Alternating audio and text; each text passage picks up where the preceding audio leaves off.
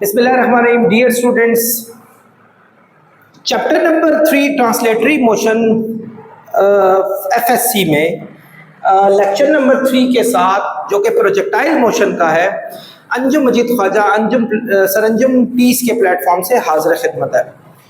Dear student, आज हम projectile motion को न सिर्फ पढ़ेंगे बल्कि हम इनकी तमाम इक्वेशंस को इसमें प्रूव करेंगे।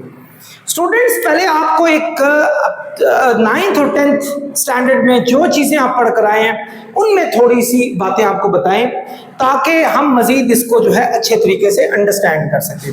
स्टूडेंट्स, हम 9th क्लास में क्या पढ़ते थे कि लेट से अगर हमारे पास एक कोई भी गाड़ी है, ये गाड़ी हमने ले ली, अगर ये एक जगह से दूसरी जगह तक मूव कर रही है, यानी ये इधर मूव कर रही है, तो हम ज्यादा से ज्यादा ये चीजें अंडरस्टैंड करने की कोशिश करते थे कि उसकी इनिशियल स्पीड कितनी है और फाइनल स्पीड कितनी है, या एक्सेलरेशन को अंडरस्टैंड करते थे, या उसने जितना डिस्प्लेसमेंट या डिस्टेंस अचीव किया उसको अंडरस्टैंड करने की कोशिश करते थे, और कितने टाइम में किया इनको हम पढ़ा करते थे। या बहुत हो गया तो हम किसी भी वर्टिकल एक्सिस में आने वाली चीजों को पढ़ते थे। लेट से एक स्टोन अगर ड्रॉप किया है तो उसकी इनिशियल स्पीड कितनी है, फाइनल स्पीड कितनी है, और उसने क्या डिस्टेंस ट्रेवल किया, उसका एक्सेलरेशन जो कि g है वो कितना होगा और वो क्यों होगा, इन चीजों को हमने पढ़ा था। हम किसी एक डायरेक्शन को हम पढ़ते होते थे, या तो स्ट्रेट एक्स एक्सिस की डायरेक्शन को पढ़ते थे या वाई डायरेक्शन को पढ़ते थे। आज हम जो पढ़ेंगे ये दोनों डायरेक्शन को इकट्ठा करके पढ़ेंगे, और इन दोनों डायमेंशंस को इकट्ठा करके पढ़ने को ही प्रोजेक्टाइल मोशन कहा जाता है। जी स्टूडेंट्स, मैं एक एनालॉगस एग्जांपल पे जाता हूं। ये देखिए, फर्ज करें आप एक किसी पीक पर बैठे हुए यहां, और यहां से एक बॉडी आप थ्रो करते हैं, बिल्कुल स्ट्रेट थ्रो करते हैं, तो क्या होगा, बॉडी जाएगी जाएगी जाएगी, वो दो मोशन में जा रही होगी। एक उसकी मोशन जो होगी वो एक्स एक्सिस की होगी और एक वाई एक्सिस की होगी। अगर हम इस पोजीशन को ओरिजिन मान लें, ओरिजिन, तो एक्चुअली उसने एक्स एक्सिस में यहां से यहां तक टोटल डिस्टेंस ट्रेवल किया है, और अगर हम इसी को ओरिजिन मान लें तो ऑब्वियसली आपकी बॉडी यहां से इस पॉइंट पे आके पहुंची है, यानी ये वाई एक्सिस में पहुंची है। यानी अगर आपसे कहा जाए कि जी ऊपर से कितना सफर नीचे किया, तो आप कहेंगे यहां से यहां किया है, क्योंकि आपका पत्थर या आपकी बॉडी यहां जाके गिरी है। तो बॉडी को अगर हम लाइन से ओरिजिन पे मिलाएं तो पता चलेगा एक्चुअली बॉडी ने वाई एक्सिस में सिर्फ ये डिस्टेंस ट्रेवल किया, और एक्स एक्सिस में यहां से यहां तक के डिस्टेंस को ट्रेवल किया। एक्चुअली ऐसा क्यों हो रहा होता है? आप सब बखूबी वाकिफ हैं, चैप्टर नंबर 5 9th स्टैंडर्ड में आप लोगों ने पढ़ा था ग्रेविटेशन को, कि हर वो बॉडी जो मास रखती है वो ग्रेविटेशनल फोर्स भी रखती है। तो हमारी जमीन भी एक ग्रेविटेशनल फोर्स रखती है, और उसी पुल से वो हर ऑब्जेक्ट को अपनी तरफ खींच रही होती है, ठीक है, और जिसमें हमने उसके ग्रेविटेशनल एक्सेलरेशन की वैल्यू 9.8 मीटर पर सेकेंड स्क्वायर पढ़ी भी थी। सो स्टूडेंट, एक्चुअली अगर हम स्लोली इसको देखें, जब आपकी बॉडी यहां पहुंच रही होती है तो वो एक्स एक्सिस में यहां जा रही है, और वाई एक्सिस में एक्चुअली वो नीचे की तरफ जा रही होती है। यहां बॉडी पहुंची है, एक्स एक्सिस में यहां जा रही है, जबकि वाई एक्सिस में यहां जा रही है। एक्स एक्सिस में यहां जा रही है और जबकि वाई एक्सिस में यहां जा रही है, और इसी तरह ये जमीन पे जाके पहुंच गई, यानी ये आपकी अर्थ पे जाके गिर गई। सो आपने देखा that this body has traveled in two dimensions, x dimension and y dimension. So studying these two dimensions is known as projectile motion. तो projectile motion actually दो dimension motion में, जिसमें एक body projectile motion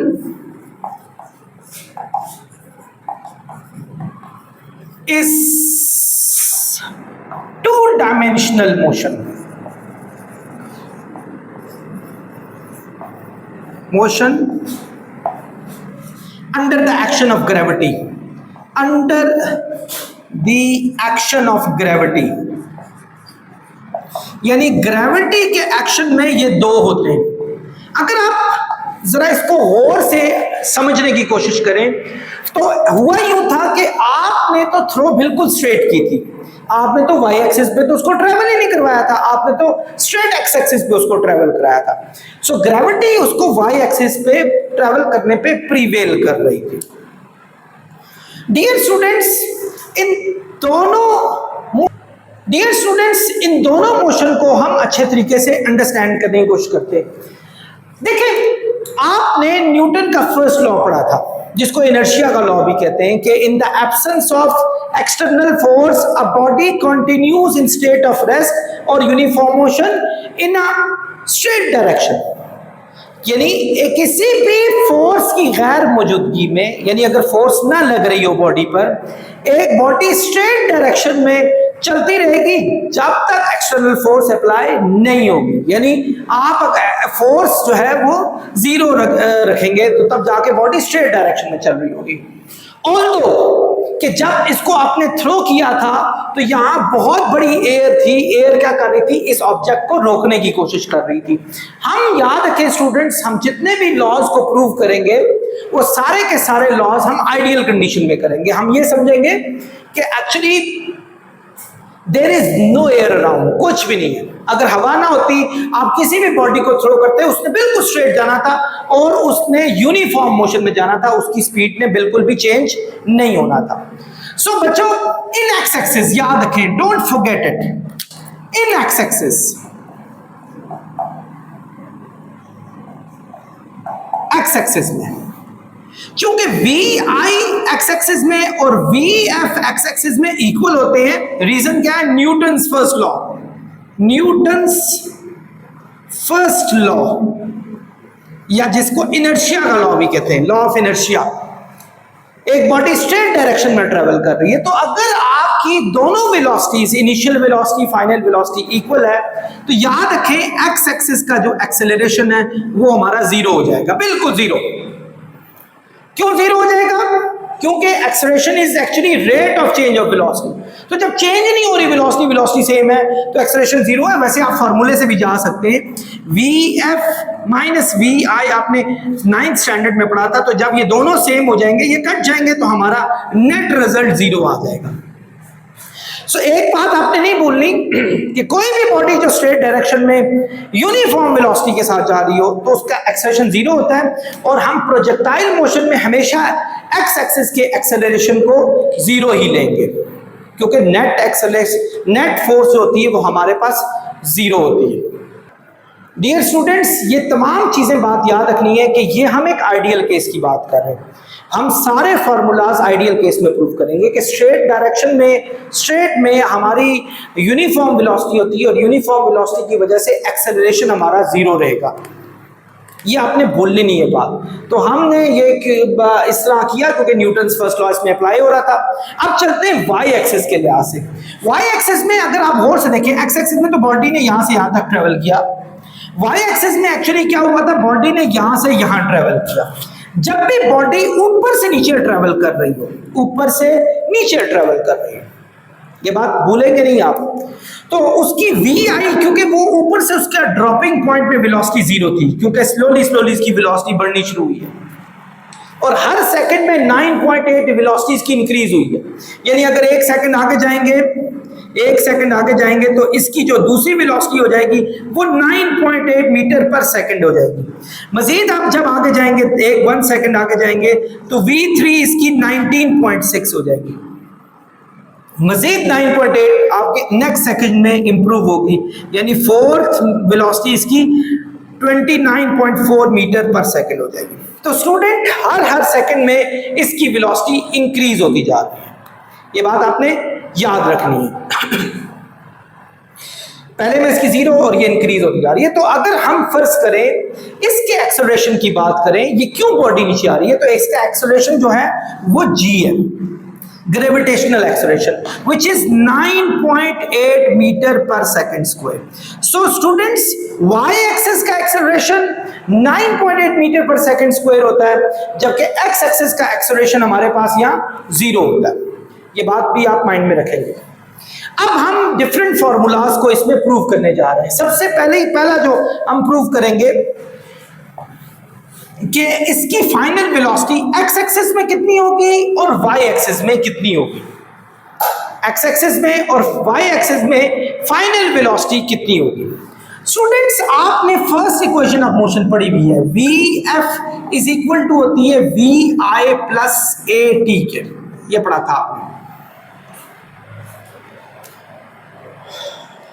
अब यहां V F, अब जब हम एक्स एक्सिस की बात करेंगे, क्योंकि जब हम बात करेंगे कि हमारी बॉडी ने एक्स एक्सिस में कितना ट्रेवल किया, तो v F x is equal to v i x plus a x t, ये हमारे पास हो जाएगा। तमाम में एक्स एक्सिस लगेगा, time is independent of these two axes, x और वाई, एक्स और वाई से ये आजाद होता है हमारे पास टाइम, बाकी तमाम चीजों में हमने एक्स एक्सिस लगा दिया।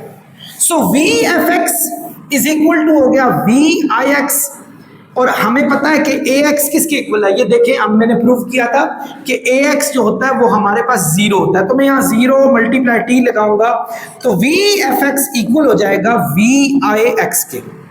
सो बच्चों, हमारे पास जो फाइनल वेलोसिटी आई वो आ गई वी आई एक्स के इक्वल आ गई। आप लोगों ने सेकंड चैप्टर में एक्स एक्सिस के तमाम फार्मूलाज पढ़े, आपको पता है कि जो एक्स एक्सिस होता है, लेट्स से अगर हम एक ये एक्स एक्स ले लें, ये वाई एक्सिस ले लें, ये हमारा अगर हम ये वाई एक्सिस और ये एक्स एक्सिस ले लें, ये इसका हाइपोटेन्यूज ले लें, तो एक्स एक्सिस जो होता है, कोई भी चीज एक्स एक्सिस की जो होती है, वो हमारे पास ये जो है, फर्ज करो अगर ये v है, ये भी v है, ये भी v है, तो vx जो होता है वो v cos थीटा के इक्वल होता है, और vy जो होता है वो v sin थीटा के इक्वल होता है। ये ट्रिग्नोमेट्रिक फार्मूलास आप लोगों ने पढ़े हुए। सो हमने vix लिखा हुआ हमारे पास, vix हो जाएगा v cos थीटा के इक्वल, vx cos थीटा, ये हमारे पास आ जाएगा, v cos थीटा आ जाएगा। एक्स एक्सिस को तो हमने cos थीटा लिख लिया, v cos थीटा आ जाएगा। सो ये हमारे पास एक्स एक्सिस की फाइनल वेलोसिटी आ गई। जब हम y एक्सिस की बात करेंगे स्टूडेंट्स, ये याद रखें, फॉर्मूला यही है, v f is equal to v i plus a t. जब हम y एक्सिस की बात करेंगे तो यहां सब में y लगा देंगे।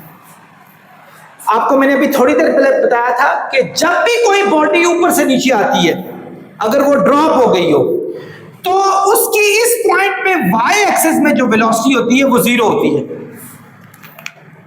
तो इसका मतलब हुआ एक्चुअली कि फाइनल वेलोसिटी जो y एक्सिस की है ये तो जीरो हो गया, ये हमारे पास ए वाई है, और ए वाई के बारे में अभी मैंने थोड़ी देर पहले यहां से रिमूव किया है। मैंने बताया था कि जो आपका एक्सेलरेशन y एक्सिस का होता है ये हमारे पास g के इक्वल होता है, जिसकी value 9.8 metre per second square होती है।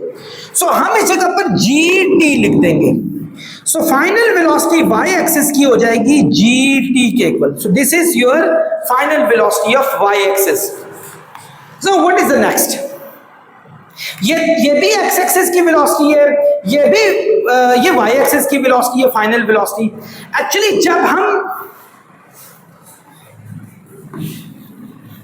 जब हम एज अ होल सारी वेलोसिटी को, यानी आप लोगों ने एक फॉर्मूला पढ़ा हुआ है कि फर्ज करो ये हमारे पास डिफरेंट वेलोसिटीज हैं, हमने एक्चुअली नेट वेलोसिटी फाइंड करनी होती है, ना उसका ताल्लुक एक्स एक्सिस से होना चाहिए, ना ही उसका ताल्लुक वाई एक्सिस से होना चाहिए। जब हम नेट वेलोसिटी पढ़ेंगे, आप इसी डायग्राम को अंडरस्टैंड करें, बल्कि मैं ये डायग्राम यहां ड्रॉ कर देता हूं। ये देखें, ये हमारे पास है एक्स एक्सिस की वेलोसिटी और ये वाई एक्सिस की वेलोसिटी है हमारे पास। ये इसका नेट रिजल्ट है, net result which is also called hypotenuse. यानी आप लोगों ने अगर याद हो तो अपने 9th स्टैंडर्ड में पढ़ा था, 10th में भी आप लोगों ने पढ़ा था कि किसी भी वेक्टर को 2 डायमेंशन में लिख सकते हैं। जिसका ये वाला डायरेक्ट डायमेंशन जो हॉरिजॉन्टल होता है उसको एक्स एक्सिस कहा जाता है, और जो उसका वर्टिकल डायमेंशन होता है उसको वाई एक्सिस कहा जाता है। जब आप नेट जो एक्चुअल वेक्टर है उसको आप फाइंड आउट करने की कोशिश करते हैं, उसके मैग्नीट्यूड को फाइंड आउट करने की कोशिश करते हैं, वो होता है V square is equal to V F X का square plus V F Y का स्क्वायर के, यानी इसमें पाइथागोरस थ्योरम लगा लें आप। और आप दोनों, चूंकि हमें v चाहिए, हमने दोनों साइडों पे स्क्वायर रूट लगा दिया, इस साइड पे भी स्क्वायर रूट और इस साइड पे भी हम स्क्वायर रूट लगा देंगे। दोनों साइडों पे हमने स्क्वायर रूट लगा दिया। जब हम इसका स्क्वायर रूट फाइंड करेंगे, ये तो स्क्वायर और स्क्वायर रूट कैंसिल हो गया, v आ गया हमारे पास। यहां आप चाहें तो ये वैल्यूज भी लिख सकते हैं। वी एफ वाई की वैल्यू थी हमारे पास gt, हमने यहां से वी एफ वाई की वैल्यू gt लगानी है, और वी एफ एक्स की वैल्यू है v cos theta.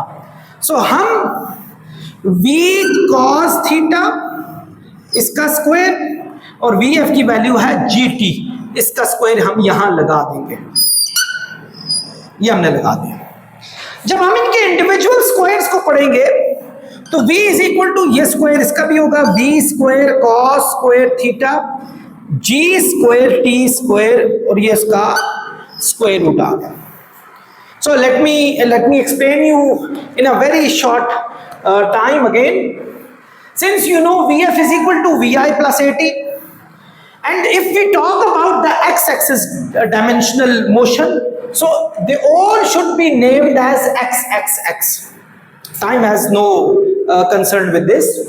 So putting values, since you know according to Newton's first law, in x-axis the velocity, initial velocity and final velocity is the same, which means that at the value of acceleration is 0.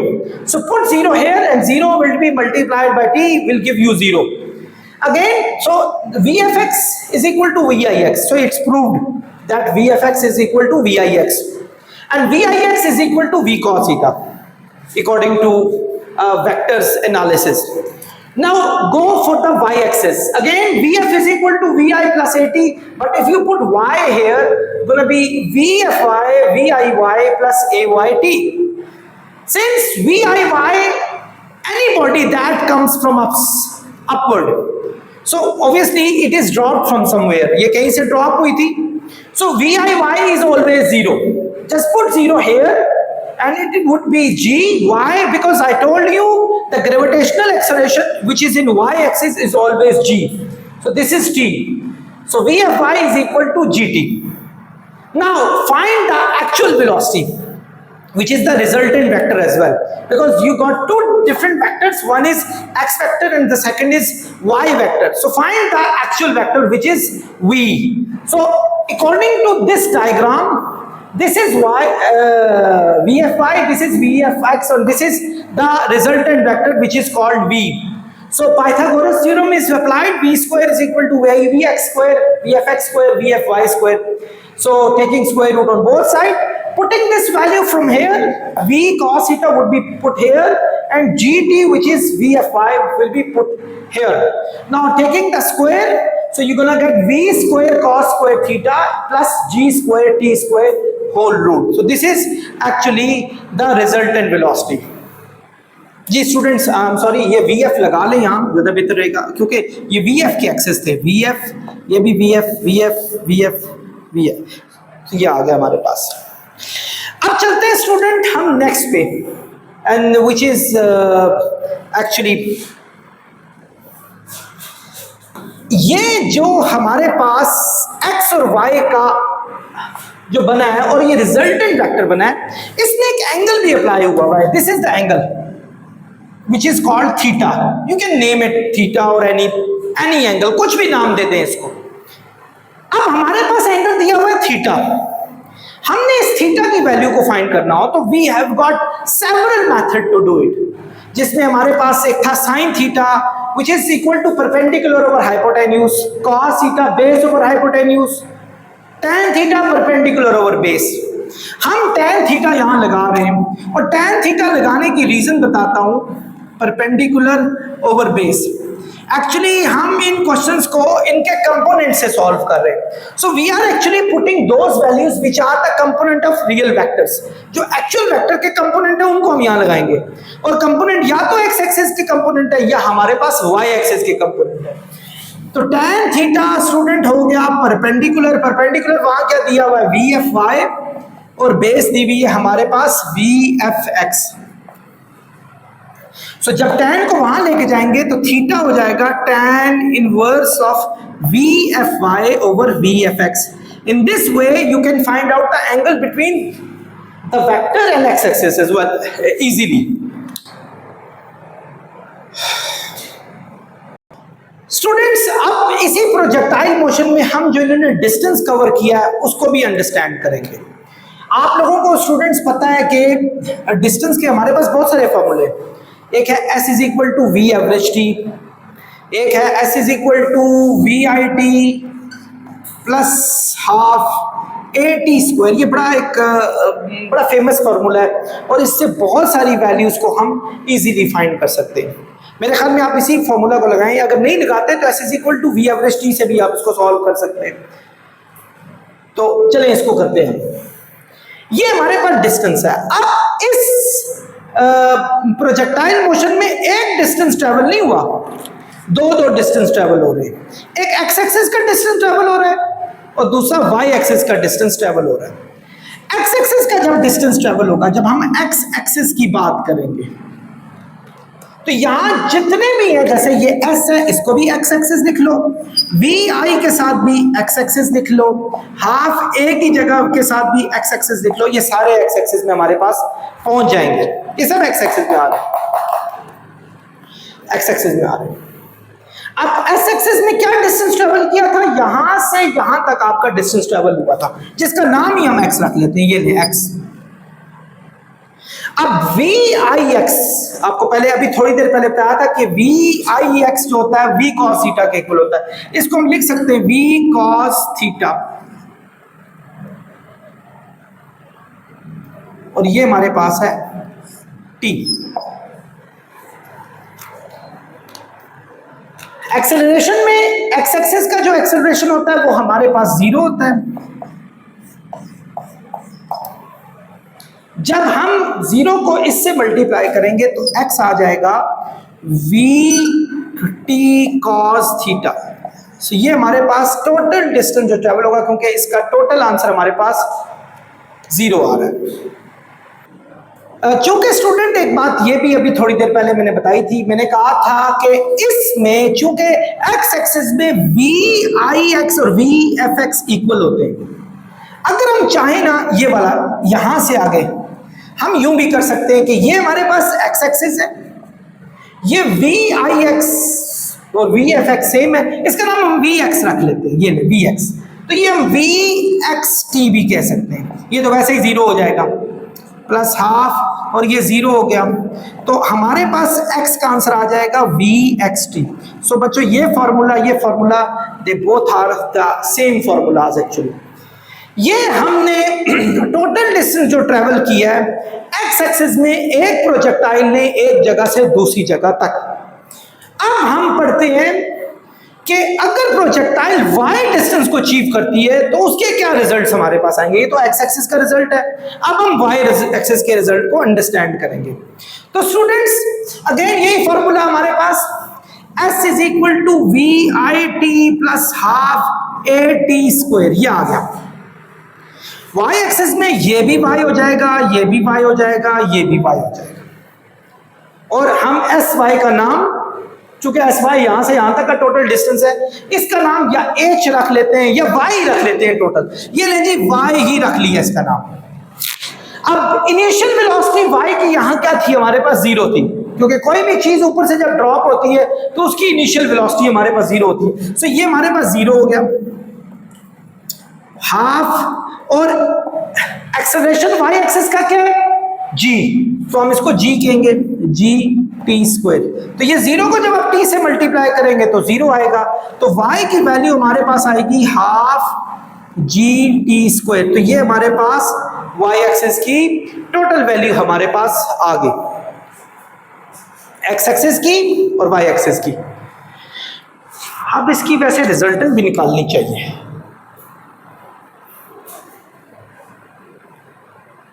Students resultant अभी जिक्र कहा था निकालनी चाहिए। तो अगर एक body हमारी एक्स एक्सिस पे ट्रेवल कर रही है, ये इसका वाई एक्सिस है, ये इसका रिजल्टेंट है, रिजल्टेंट वेक्टर है। तो आप लोगों ने पिछले चैप्टर में पढ़ा था कि रिजल्टेंट का स्क्वायर इज इक्वल टू होता है एक्स का स्क्वायर प्लस वाई का स्क्वायर, पाइथागोरस थ्योरम के मुताबिक। एक्स की वैल्यू हमारे पास ये दी है वी एक्स टी इसका स्क्वायर, और y की वैल्यू हमारे पास दी हुई है half G T square, half G T square का square is equal to resultant का स्क्वायर। अगर हम दोनों साइडों पे स्क्वायर रूट लगा लें तो ये आ जाएगा square root of V X T का whole square plus half G T का के स्क्वायर का स्क्वायर। आपके बुक में वैसे ये दी नहीं हुई, लेकिन चलें आप लोगों को ये भी समझा दें। स्टूडेंट्स अपने लेक्चर नंबर 3 की तरफ से आपसे इजाज़त चाहूँगा। इंशाल्लाह नेक्स्ट हम लेक्चर नंबर 4 में प्रोजेक्टाइल मोशन को मज़ीद अच्छे तरीके से समझेंगे। तब तक के लिए खुदा हाफिज़।